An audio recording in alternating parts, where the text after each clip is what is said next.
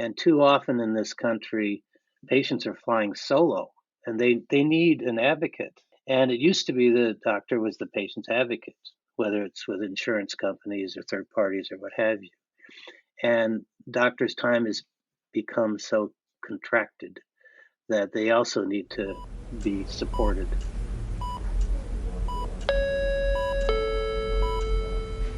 Paging Dr. Cook. Paging Dr. Cook. Dr. Cook, you're wanted in the OR. Dr. Cook, you're wanted in the OR.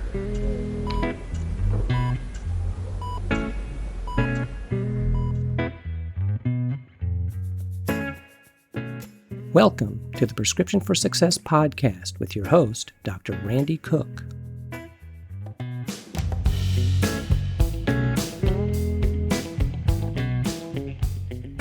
Hello, everyone, and welcome to Prescription for Success. I'm Dr. Randy Cook, your host for the podcast, which is a production of MD Coaches, providing leadership and executive coaching for physicians by physicians to overcome burnout, transition your career, develop as a leader, or whatever your goal might be. Visit MD Coaches on the web at mymdcoaches.com because you're not in this alone. And don't forget that CME credit is available when you listen with us. Just look for CMFI in the show notes to learn how. Well, we are welcoming back one of our prior guests to Prescription for Success today. When we last talked, Dr. Paul Pender had just closed his ophthalmology practice after 38 years. But he certainly did not take a seat and become a spectator, quite the opposite. He's about to publish his second book, which we'll talk about today, in addition to some other projects that he has underway. So let's hear my conversation with Dr. Paul Pender. I am really looking forward to a new conversation today with Dr. Paul Pender, who we have had on RX for Success in the past. I had a very interesting story to tell back then. Some new things have happened for Paul, and we're delighted to have you back, Paul. Welcome back to the show. Hey, thanks for having me, Randy. I really appreciate it. We got a number of things that we would like to get into, and you and I we were almost precise contemporaries during our practice and at the time that we retired and so forth. And I'm kind of interested, very interested, in fact, in how you're handling retirement. Obviously, I'm going to be measuring my own management of retirement by hearing what you have to say. So let's get into this thing. The first thing for you in retirement was that you became a really successful author. And I want to talk a little bit about your first book, Rebuilding Trust in Healthcare, A Doctor's Prescription for Post-Pandemic America. We talked about this one about a year and a half or so ago when you were last on the show. Mm-hmm. And now that you've had a chance to reflect on that message and get some feedback from your readers, have you learned anything about how we came to lose trust in the healthcare system? Oh, I think I've learned quite a bit, and that's really what the book was about. I can also say this hasn't made it to the New York Times bestsellers list yet. so any promotion you can do for me, Randy, I'd appreciate it. You bet. I wrote it during the lockdown, COVID-19 pandemic. And at that point, I realized that I wanted to look at why distrust was part of healthcare and how I could sort of unwrap it and deal with the various components, because it wasn't just about internal forces or the doctor-patient relationship. It was about external forces as well. Yeah. And then combine that with a pandemic. And I realized that I wanted to sort of approach this like you'd present a case at grand rounds. Why was there distrust? Let's analyze it sort of according to what physicians do when they break it down by history, findings, social history, an examination, as well as an assessment and plan. And so that was really the outline of the book. But again, I published it in September of 2020 before there were any vaccines. So Yeah. it was a book that tried to capture not only the distress that people were feeling in healthcare, but also to provide some element of hope. And I alluded to the possibility of vaccines in the book, but it really wasn't until late December, I think, that vaccines were Mm-hmm. finally available. Mm-hmm. And so some of this in the book was aspirational, and then we learned later that vaccines were effective. There were still people that were hesitant to try it for various reasons. And, I wanted to sort of not have to deal with the political controversy, but I did want to talk about trust was still something that we needed. And so I added that to my blog. And then as I looked at my blog posts, I started to organize them according to several themes. And Mm-hmm. that's how the new book, Standing Up Yeah. and speaking out for patients and doctors, how that started. So I'm really interested. You mentioned that you apparently decided to write the last book at the time of onset of the pandemic.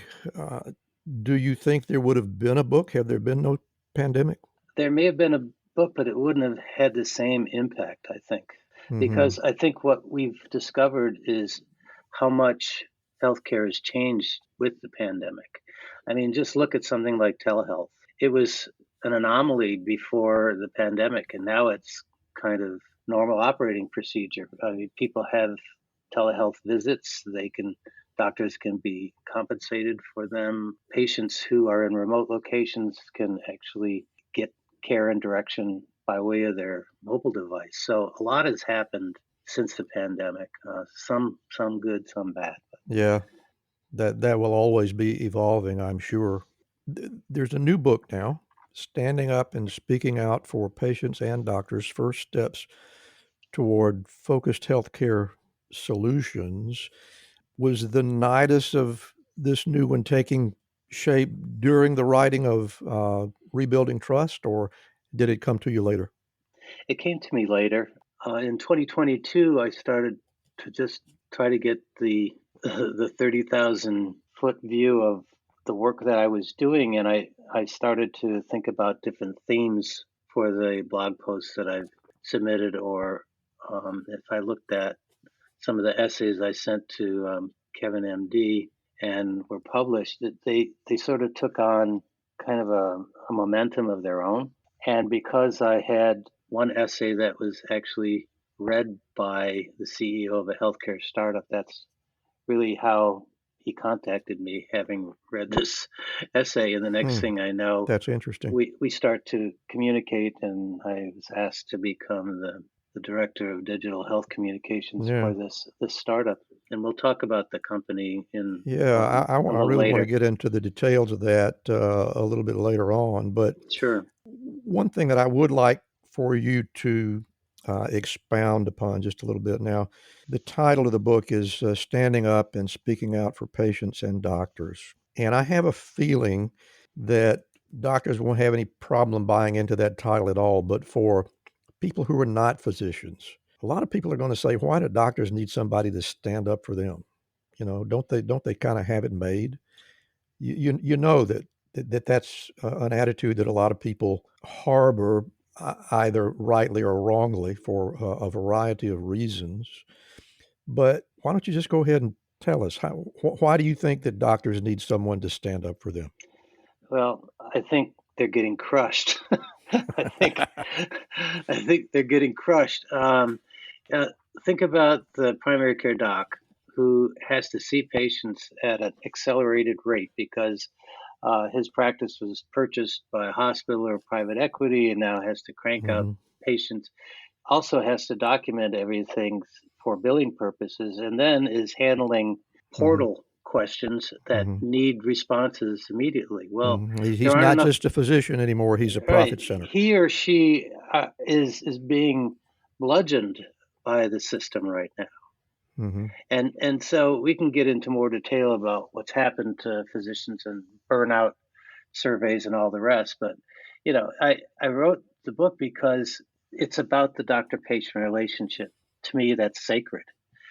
And I think, you can stand up for patients and it's a pretty easy call because unless you are connected to the medical field, you are on the outside looking in. Mm-hmm. And too often in this country, patients are flying solo and they need an advocate. And it used to be the doctor was the patient's advocate, whether it's with insurance companies or third parties or what have you. And doctors' time has become so contracted that they also need to be supported. And you've done a really good job of highlighting exactly that phenomenon and that reality that physicians are practicing in nowadays. One of the essays that really caught my eye was one entitled "Why Perfectionists in Medicine Need to Practice Compassion." Do you think the compassion of medicine occasionally gets lost in the midst of perfection? Is that where that came from? Yeah, and I think maybe you picked up another essay that wasn't in the book, but I'll try to address that. I think we enter the medical field in a very competitive environment, don't we? And there is this need to feel like you're giving your best all the time. And you want to feel like you're giving your best all the time, but we don't always do our best all the time. And I think you have to be compassionate because even with your best efforts, sometimes you have setbacks. In that Kevin MD essay, one of the subjects I raised was, with cataract surgery. It goes so well for so many people so often that you start to get complacent. And and I used to say to myself, if you start taking this for granted, you're going to have something bad happen to you. And if you have a complication, you've got to be prepared to be humble enough to say, okay, I need to learn Mm-hmm. from this. I need to express to the patient, we're going to get you through this. And you can't abandon the patient. I mean, the patient wants to know that even though this is a setback, that you are still in their corner and you're still going to find a way to help get them through that.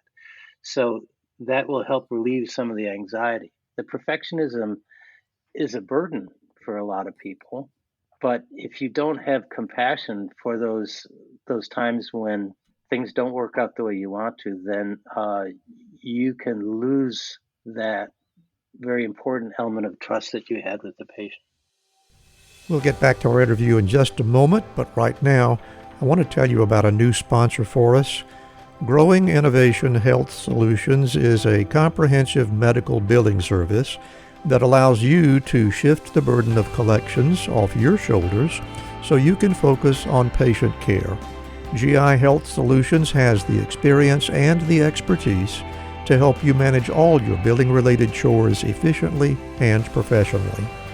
Their expert team will handle all your coding, claim follow-up, and billing issues to be certain you receive your payments on time. They can streamline your billing process and increase your revenue by up to 30%.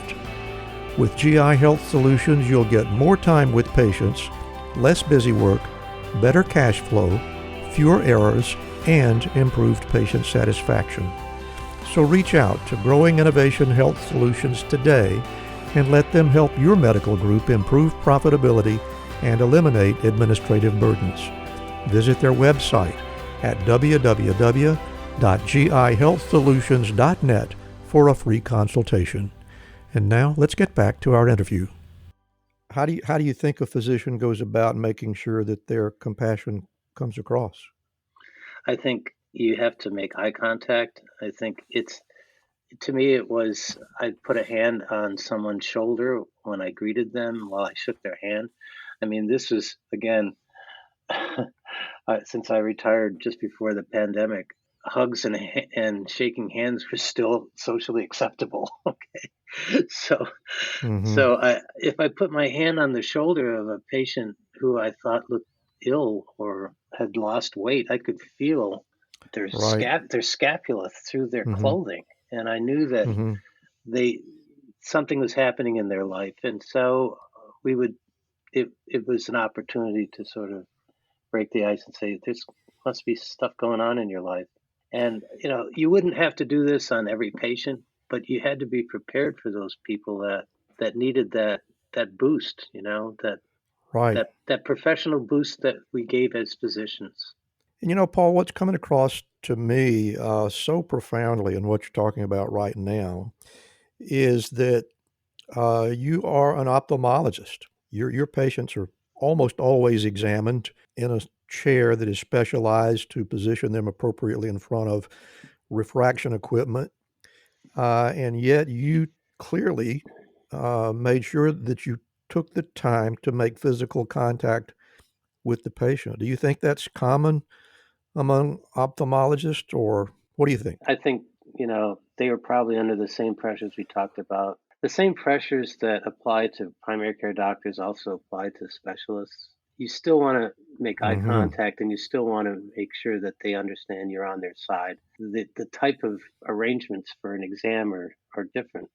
And we get to do our exam in ophthalmology with the patient's clothes on, which is an advantage in some ways.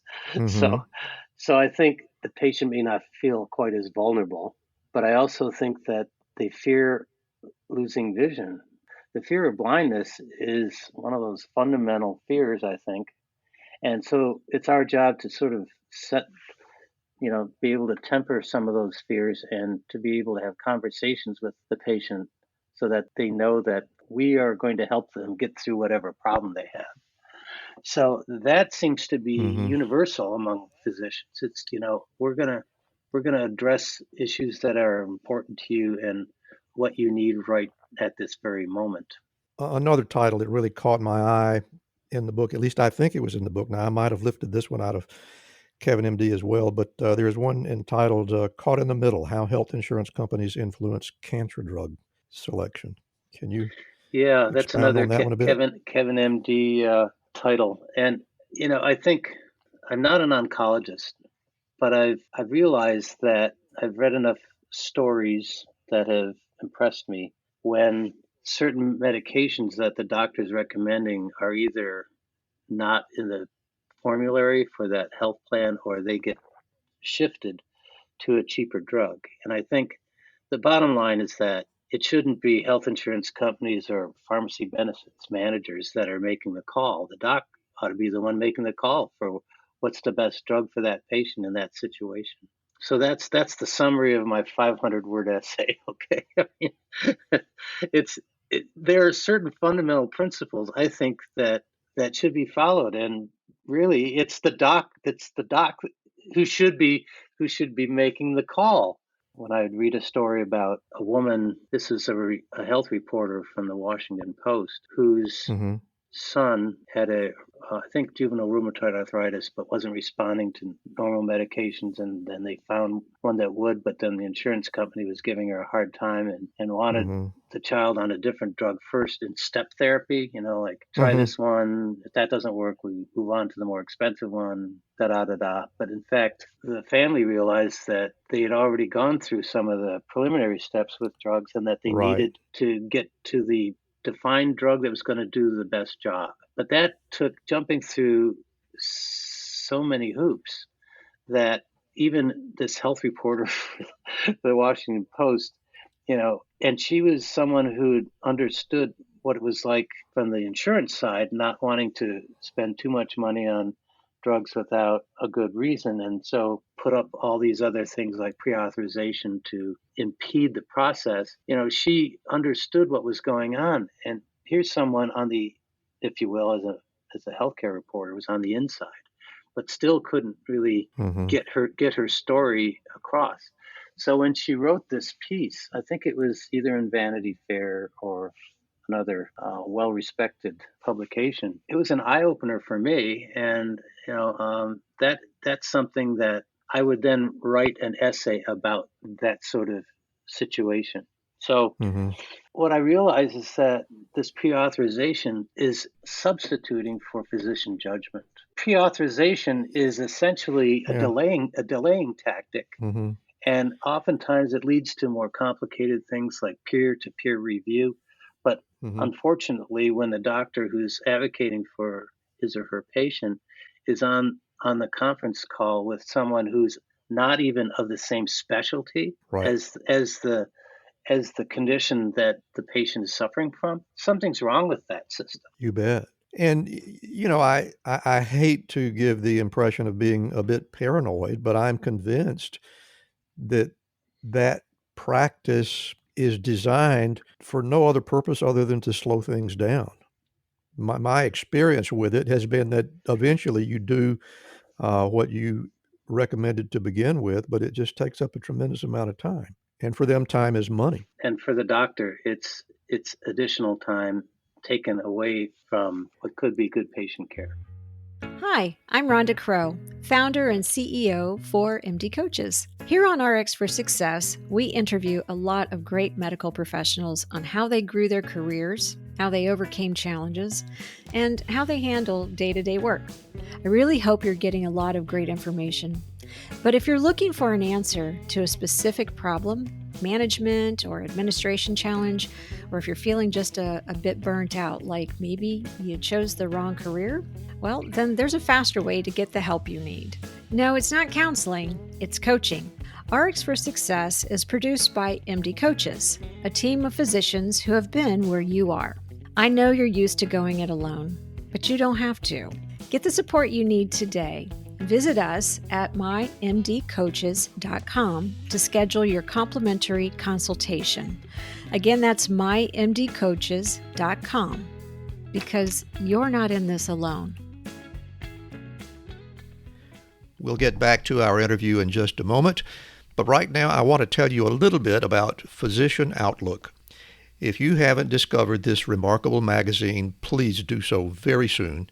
It was created by physicians, for physicians, to showcase the intersection between clinical and non-clinical interests. Whether it's writing, painting, cooking, politics, and dozens of other topics, Physician Outlook gives a physician perspective. It's available online and in print. It's really unique among physician lifestyle magazines. And like the Prescription for Success podcast, Physician Outlook amplifies the voice of any physician who has something to say. It also engages patients who still believe in physician-led, team-based care. And Prescription for Success listeners can get 3 months free when you enter our promo code RX for Success and select the monthly option at checkout. That's a really great deal on this stunning publication. And now let's get back to today's interview.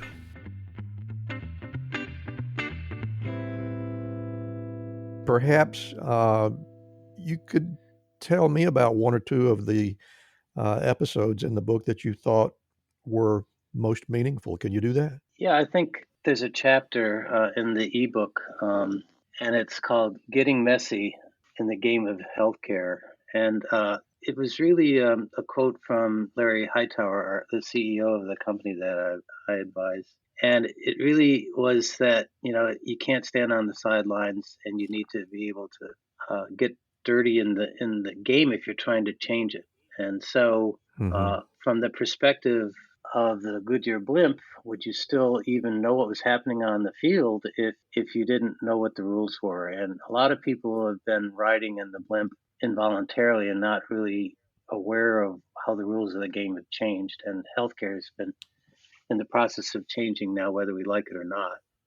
But I do feel like one of the important elements from that chapter really had to do with, I think it's what is the best school. You and I would talk about what it was like in the old school and how there was respect for physicians. And what is the best school? It combines tech with the values that attracted us to healthcare in the first place. And so the fact is that, yes, we're going to play this game. We're going to work on our company. We're going to try to build it up. We're going to let people know that there are alternatives. And if I just use one example, pre-authorization is unnecessary if you hold physicians accountable for their decisions. And I believe that when physicians can collaborate in an effective way for the best care of the patient, and they can use technology to sort of see what that patient's health journey has been, then they're going to have an advantage. And you don't have to put in these barriers like pre-authorization to be able Mm-hmm. to be able to expedite care. So I think that the best school is going to combine those virtues that we think are part of being a healthcare worker with technology that's going to have the big view, the view of not only this patient, but how this patient may compare to similar patients in a population based approach. Now, you do need large cohorts of patients that share some of the same demographics, lab values, what have you, but you should be able to see what trends are like. So, the ultimate goal, I think, is to be able to predict and prevent health problems. Mm-hmm. We should be more in the business of healthcare maintenance rather than healthcare delivery, if I'm Yes, understanding you yeah, correctly. I think certainly we can look at things that add extra cost to the system, and then try to find what brings value to the system. And one of the things that brings added cost is, I believe, there are going to be situations where if the patient hasn't had decent primary care, that they show up at the emergency room or the urgent care center and add cost to the entire Mm-hmm. Mm-hmm. system. So I think one of the things that I may even mention in the first book, Rebuilding Trust in Healthcare, was an example from Thomas Jefferson University where their employees, and they had, a couple thousand or more employees in their health plan, if they just had a telehealth quick screening before they went to the emergency room, not only did they get appropriate care, they also didn't have to incur so many emergency room costs, and they saved, $1 million in the first year just by adding this step where there's Wow. a patient advocate that could, usually a nurse that was doing the screening call, but it was a way of being able to sort Mm-hmm. of set them in the right direction. And if a patient who who isn't That's really part of the interesting. medical field is concerned, anxious, doesn't know what to do or where to go, having that kind of direction and navigational ability was really important to their health system. And I think that is something that I believe is going to be an important element of the company that I'm working with. And that's exactly what I want to get as deeply in as we can. Your very appropriate interest in the relationship between patients and physicians has clearly made you much more acutely aware of how the current realities of healthcare frequently kind of get in the way of that relationship. In fact, from what I'm hearing from you, it sounds like that you're even more acutely aware of it now than you were back when you were practicing. But I gather that it's that understanding of that particular difficulty, the roadblocks to good care, particularly good preventive care, are a problem. And I'm assuming that your interest along those lines had something to do with your interest in this new company called Vextra, which nobody knows anything about because there's not a lot of details out there on the internet. But I'm Buy hoping that you'll tell us buy a my little more ebook. about Vextra. And That's right. I think yeah, okay. I can give Well, you tell us about Vextra. all right. I can give you the background. So the CEO reads my essay, he contacts me, we start talking about his idea for a better healthcare system that is a narrower focus. So the subtitle of the book I'm about to launch today with your interview, Randy, is basically first steps toward focused healthcare solutions. So if you look at employer sponsored health benefits, it's a large part of the workforce that has access to employer sponsored health benefits. But we're talking about a middle market here where they are underserved. They're not getting the kind of attention that Amazon is going to give some of their bigger customers. But in the middle market, between 200 and 2,000 employees, that's a fair amount of business that we think that we can approach, and it's a market that is ripe for disruption because they've relied on the legacy health insurance companies, and Mm-hmm. and they've also relied on traditional pharmacy benefits managers that are essentially glorified middlemen that extract a lot of the profits, or if you will, the flow of money. You know, you had on your program Dr. Mass, I think is her name, Dr. Marion Mass, yeah. Mass, who, She is I probably the mean, world's expert on PBMs, yeah. and she also has taken on a much larger focus, including the entire national piggy bank. What our focus is on this middle market of employers who are desperate to find ways of adding value to their benefits. One, they want to keep good employees around. Two, uh, Mm-hmm. they want to know what their true costs are for their pharmacy benefit, and that hasn't even been available to them. They've been essentially blocked from understanding what the true costs of the medications are that they're offering through their prescription drug plan. And what Vextra Health is doing is that not only are they working to partner with tech platforms that can dig deeply into the patient's health data with permission, but also look at ways to add value by not charging commissions on prescription drugs, and that's an important feature. Mm-hmm. When you think about it, if you have just a handling cost, a pass-through cost, and maybe a cost of administrative work, but not commissions on drugs, then you're not trying to steal money from the system. The whole idea about commissions, whether it's commissions that the health insurance companies get or that pharmacy benefits managers get, these are outrageous in terms of the entire cost of healthcare. So I think what Larry Hightower and his crew of professionals that have a lot of experience in healthcare and as third-party administrators for a number of these larger healthcare systems. We call them the BUCAs, as you know, Blue Yeah. Cross, United Healthcare, Cigna, and Aetna. So, what he's learned from having to deal with these people and these systems is that there's a lot of hidden cost. And I think when you have an open source and you have a well-defined approach to managing health benefits that doesn't involve some of the traditional players, that you can bring added value. So one of the things that we have done in the company is recruit people who have significant amount of experience in value-based care.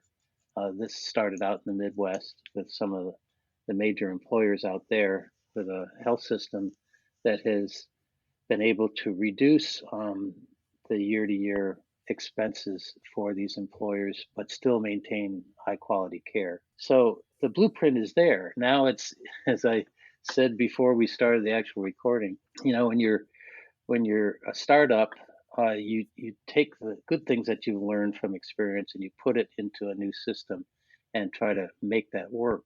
We've gone from the crawl stage to the walking stage, and before we can run, there's more that we have to do. But I think that this is a much better approach. It's focused. It's on middle market employers and their health benefits that are covered under ERISA, which is the law that was passed in 1974 that allows employers to customize their health plans. So I think that this is going to offer something that's kind of scaled to what we want to be able to do and to maintain healthcare at kind of on the local level with local employers and make that work. And I think it's an area that represents a fairly large market. It just hasn't really been able to take advantage of resources. And so that's something that we want to be able to provide for employers. Yeah, I should think it would be terrific opportunity. And can you give us an idea about the stage of development where we are with Vextra at this point? Are they do they actually have subscribers and providers at this point, or where in the process is this enterprise? I think it's already gone through proof of concept with approximately 19 states and a number of medical practices that they managed for their healthcare benefits that were large medical practices, and they certainly made connections with a lot of the entrepreneur physician owners of these practices to be able to understand what their needs are. And they also were able to land a 2-year contract with a major group called the Georgia Bankers Association, with about 20,000 lives that they're helping to manage, and to be essentially on the cusp of making other arrangements that allow the company to grow and benefit from their experience. So Larry likes to refer to some of this work as a clinical trial. and from the experience you gain in the small scale, you should be able to apply it to a larger population. Well, this sounds very exciting, and I suspect that you're very excited to be a part of the whole building process, and I can't wait to see how it develops. Well, I am excited. I'll also say that this has been a real education for me. Okay. Yeah, I bet. Yeah. I mean, I've read a lot of stuff. I mean, I've read articles, books, and all this, and a lot of it really has to do with sort of preparing you for the kinds of questions that need to be asked from a business point of view. Mm-hmm. But I think my role with the company is to make sure that the physician's voice is being heard. And I bet you will. You are as good a physician advocate as I think I have ever met, and Vextra is very fortunate Thank to you have so you. much. Thank you so much. Well, listen, I've really enjoyed talking to you again. Before we get out of here, I want to give you an opportunity to tell the audience about both your books and where they can be found. You want to go ahead and give us that information? Sure. I think they're both available through Amazon, and the ebook is going to be available through Amazon, Barnes & Noble, Apple Books, and Google Play. It's called Standing Up and Speaking Out for Patients and Doctors, First Steps Toward Focused Healthcare Solutions. The original book was published in 2020, as I said, before we even knew how the pandemic was going to expand and have vaccines available. And you know what's really amazing is that we've learned that so many different variations, I guess mutations of this coronavirus have occurred, and you could make the analogy that healthcare is kind of going in the same direction. It's there's so much consolidation that's taking place that we want to make sure that physicians and patients, that bond is what is really has to be the driving force for any kind of healthcare reform. And I am excited about being associated with a company that is actually respectful of that and working to make that a very viable alternative. Yeah, I'll bet you are. We've been looking for that company for a very long time. And the final thing we need to do is make sure we give you an opportunity to tell our audience where they can find you. Okay, I think if they would like to write to me, my email is paul@paulpendermd.com, and I will make available to people that write to me excerpts from the book if they'd like to see that before they make some purchasing decision. But the way that I think this will evolve is that people will continue to read my posts either on my blog or some of these other social media platforms. And they can also write to me in replies if they just click on my name. And you want to give us the web address for that really nice website that you have for your blog? The website is paulpendermd.com. Pretty easy to remember. Yeah. Paul, I really enjoy talking with you every time we get together. And I enjoy talking with you. And Randy, thank you so much for inviting me to the program. Well, it's been a pleasure, and we might just want to have you back when Vextra is bigger and more recognizable, and I'm looking forward to seeing what kind of success they might be in for. Well, that'd be great. Look forward to it. Thank you so much for joining us today. We hope you'll give our podcast a boost with a 5-star rating. That really raises our visibility and it helps us reach many more listeners. Also, look for exclusive content on our Patreon page, including membership-only material like personal rapid-fire Q&A sessions with our guests. To be sure you never miss an episode, just visit our website at rxforsuccesspodcast.com to subscribe. And while you're there, learn how to get CME credit from CMify just by listening. Don't forget to check out our companion podcast, Life-Changing Moments with Dr. Dale Waxman.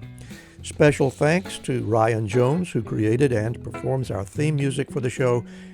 And remember, be sure to fill your prescription for success with my next episode.